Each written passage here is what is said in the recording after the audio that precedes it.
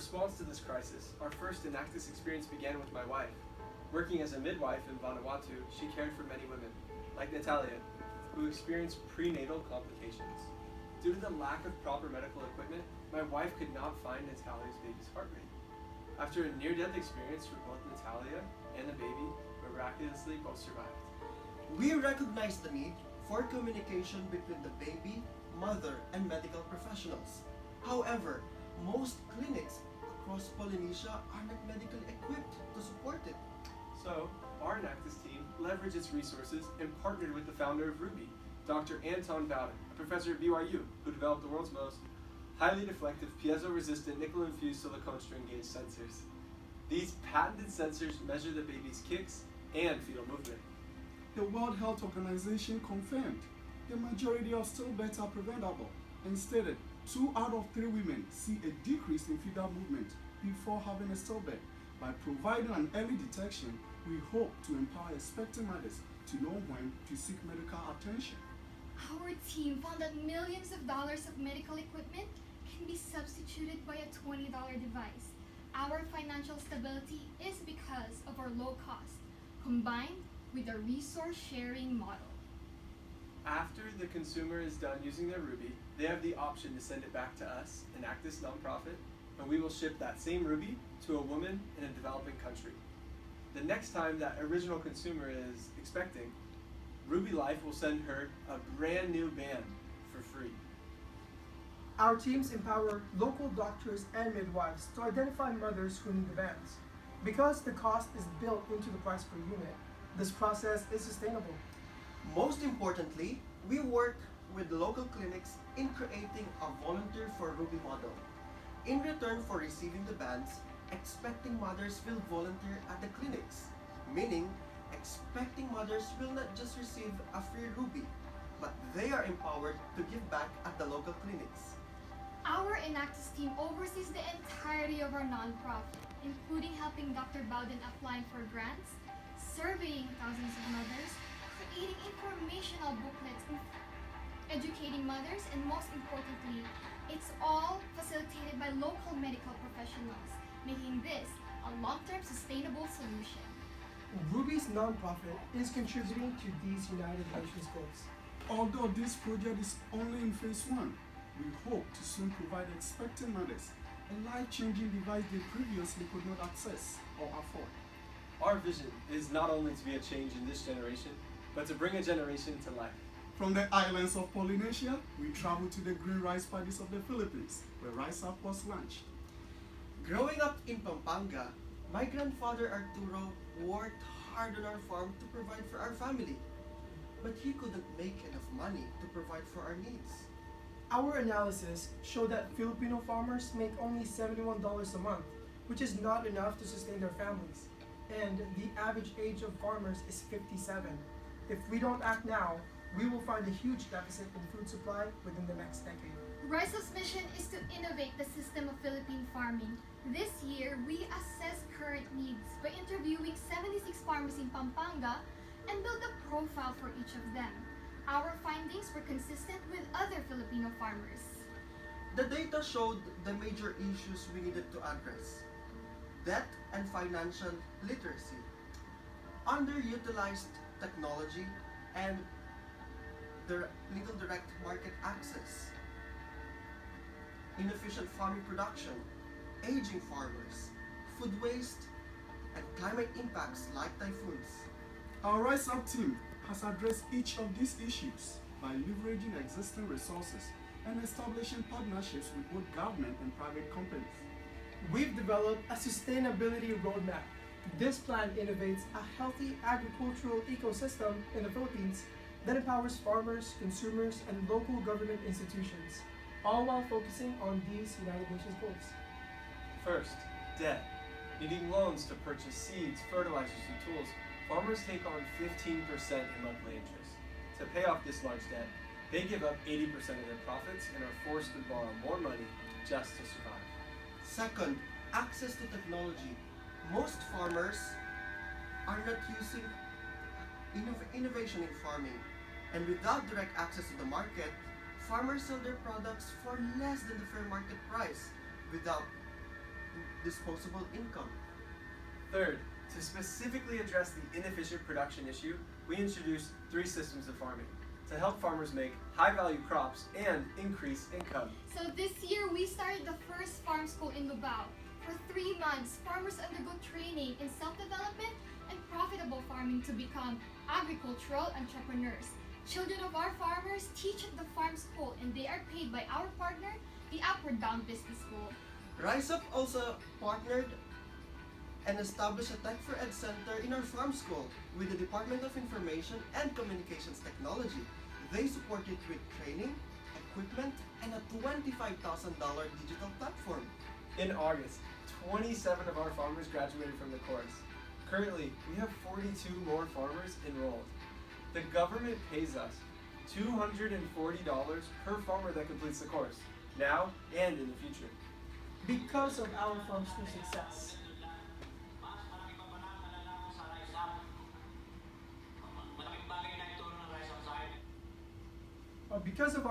success, the Department of Agriculture is working with us to develop our rice productivity program using their Farmer Field School platform, where 25 farmers will graduate this November.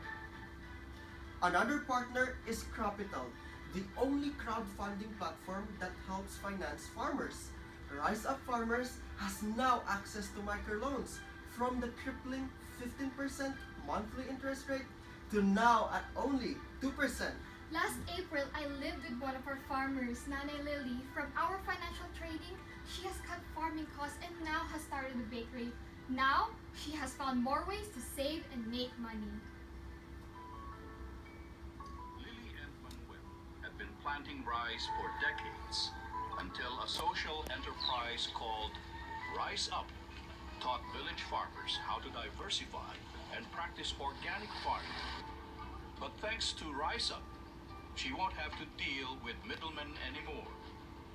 The enterprise is setting up a small post in the market where its member farmers could sell their produce on a weekly basis. We are working with our partner, the former President of the Philippines, now Speaker of the House, Gloria Arroyo. Through her influence, the local municipalities allowed us to establish our first 2 model farms where farmers implement integrated farming. Then we helped write a bill, which she is now sponsoring in Congress, to encourage young Filipinos to become social entrepreneurs. The Department of Agriculture has also committed us to giving our rotavator machine that cost 2 million pesos or $50,000. This will improve our farming efficiency. This will generate 4.5 million pesos or $90,000, or of which 36,000 will go directly to Rise Up. 26 of our farmers have created their own sustainable businesses. An example is Mr. Federico. He has already planted and sold high-value crops, while other farmers focus on selling non-farming products. Rise Up farmers have improved from generating only $71 a month to $250. This is more than 600% increase on their income. In fact, in 2019, our farmers' projected monthly income will reach up to $700. And this year, we are partnering with local restaurants and Jollibee, the largest food service corporation in Asia, ensuring that we have buyers for our products and also simplifying the supply chain process. Jollibee is currently training our farmers. The next step in our sustainability roadmap offers a better way to sell our product on the digital marketplace. However, our farmers did not know how to use smartphones or computers. In response, our farm school conducts weekly trainings in digital technology to engage the youth, to make farming a more attractive profession. 12 young people have completed the course and are now part of our marketing team. They are our future. In April, we held our first Rise Up Bayanihan Conference where more than 300 people attended. We also trained more than 30 youth in farming development and e-commerce in Pampanga. We are making agriculture Culture. In fact, we launched the Rise Up app this year, where farmers can now upload photos of their products and sell directly to the consumers. This year, Rise Up has created 26 jobs, occupied mostly by 18 to 30-year-olds, to run the farm school, facilitate the trainings, and manage the model farms. Another step in our roadmap is addressing food waste. Due to inefficient processes, farmers lose 40% of their crops during production, processing, and distribution. We solve the waste problem in two ways: by using the food waste protocol and using the farm to table model. We first utilize food waste as livestock feed, then processing the rest in vermicompost pits, using worms to generate biofertilizer. Our project manager has facilitated 34 metric tons of waste from households and public markets, generating 27 metric tons of biofertilizer. Our farmer, Mrs. Fe, she has already created her own vermicompost facility. We literally have more orders than what we can fulfill. This year, we generated $6,750 worth of biofertilizer, which is a 50% savings from total fertilizer costs. They also sell the extra biofertilizer for $250 per 1 metric ton, increasing their income by another 100%. The last step in our roadmap is addressing climate impact. Last rainy season, farmers lost 60% of their crops due to raging typhoons. We have empowered the farmers to add 2 additional revenue streams so that they can earn rain or shine. They identified other skills resulting in a new Rise Up restaurant operated by our farmers that is in business now. They also now sell handmade shoulder bags using local materials. We are currently taking pre-orders. We also introduced aquaponic and hydroponic farming system, which serves as models for our farmers. This adds another line of security for our farmers' income. To promote our farmers' success, Rise Up has shared our stories and solutions throughout the world, from England to Malaysia. Rise Up was invited and sponsored by the United Nations to speak at the World Youth Conference in Malaysia on July 2017. In Hawaii, we partnered with the Hawaii Pacific University Enactus team to develop the Rise Up project on our island of Oahu in partnership with Hawaii Senator Mike Gabbard. We're working directly with the Office of the President of the Philippines and the Department of Agriculture for Rise Up expansion of our model farms in 5 new provinces. The government has appointed a Rise Up representative to ensure government aid during our replication process, saving us millions of pesos. Last month, we met with the Philippine President's daughter, who is the mayor of Davao City, and one of her councilors. We are promoting peace and development through agriculture in a program called Peace Incorporated. This is an Arms to Farms project where our farm school curriculum is used to train 20 farmer cooperatives made of indigenous people and former members of rebel groups.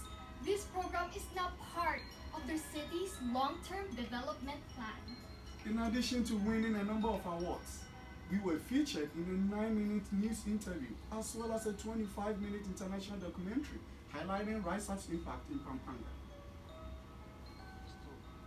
Invest highly on machines, machineries, innovation, and the young people.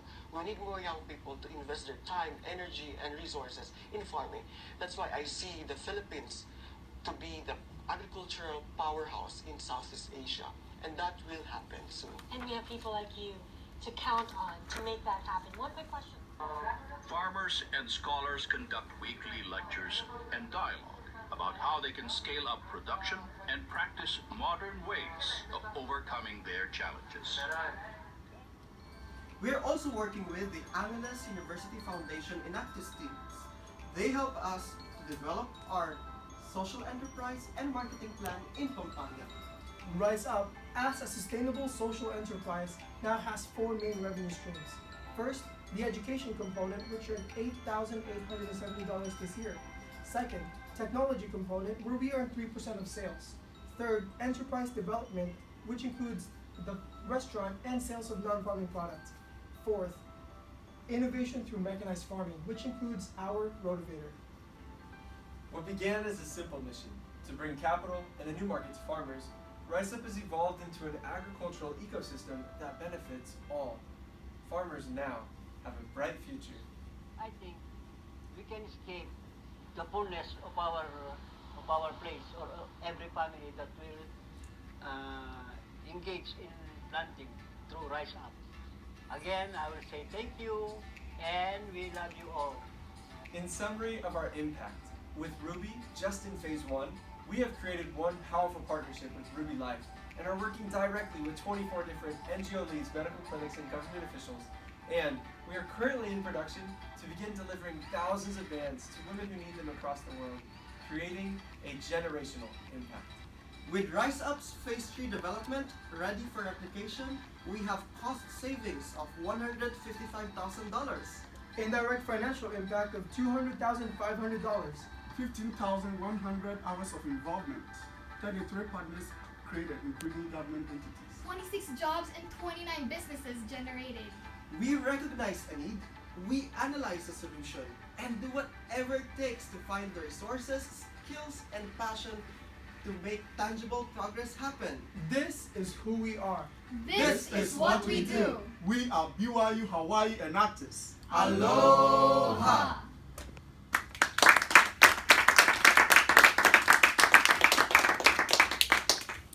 Your question answer time will now begin. So you talked about the hydroponics. What are you doing with that? To introduce a new way of farming in the Philippines, hydroponics, we introduced it last May, and this adds another line of security for farmers' income. This is a new idea for them, but we're glad that it's being taught in our farm school. And not only that, we're teaching them how to use new technology, the rotavator machine that will be efficient in their farm productivity. And on top of that, our government partnership is very valuable. It provides us machines, trainings, and equipments that we cannot do without them. One of the challenges you face, you mentioned, is that farming is pretty much dominated by older people, young people not coming in. And you show a lot of pictures of hand planting the rice in the paddies. Will those machines do that, or will there still be a lot of hand planting of the rice in the paddies? Tell me about that.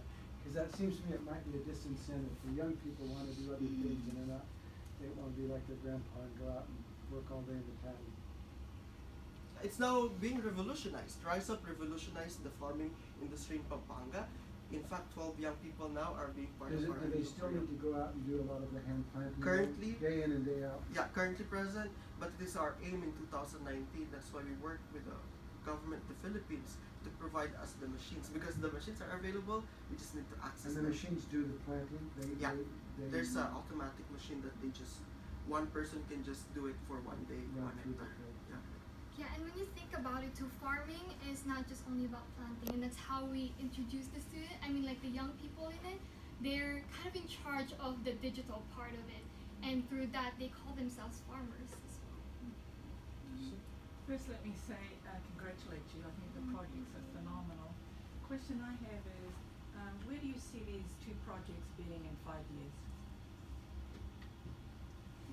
Ruby? Yeah. With Ruby, we see our product being across the world. We're working directly with people in South Pacific, also in Africa, even here in Hawaii to bring expansion of our product. I wish we had a little bit more time to talk about Ruby. There's not, because we're doing so many things. The technology can also count contractions. So one of our incredible Enactus alumni, Kone, who you may know, he has a clinic because he was witnessed a woman who wasn't able to count her contractions and passed away. And so our vision is, as we collect data from women across the world, we'll not only be able to count kicks, but phase 3 of our product will also be able to count contractions with the exact same technology. So in 5 years, we'll not only be counting kicks to help prevent stillbirths, but also contractions to help the large amount of prenatal deaths, both of which are 2 of the key components to the United Nations goals. Do women wear that all the time, or just during the last trimester, and then when they want a reading, or do they wear it all the time? As you saw in the video, it's usually just when they're skating. No, I'm just kidding. A lot of women wear it all the time. So we've surveyed over 3,000 women, and about 40% wanted to wear it day and night. They're more anxious. If you're considered high risk, you're technically supposed to count your kicks. The doctors just don't give you a mechanism to do that. So we're doing that there. And the other women, the other 60% would just wear it, throughout the day or just during the day, not at night. So it really depends on the women and their need and also their preference. So my question comes in the form of a little bit of feedback too. There were two things that you lost me on. One was the explaining how the school for the farmers worked. It kind of went circled back. I was confused. So I don't really have a question on that, but you confused me. The other one that I got confused on, which you could have clarified for me, is how do we get from the 15% loans down to the 2%? You just, I'm not very smart, but maybe your audience won't be either at the competition. So traditionally, 15% is what is charged with the middleman.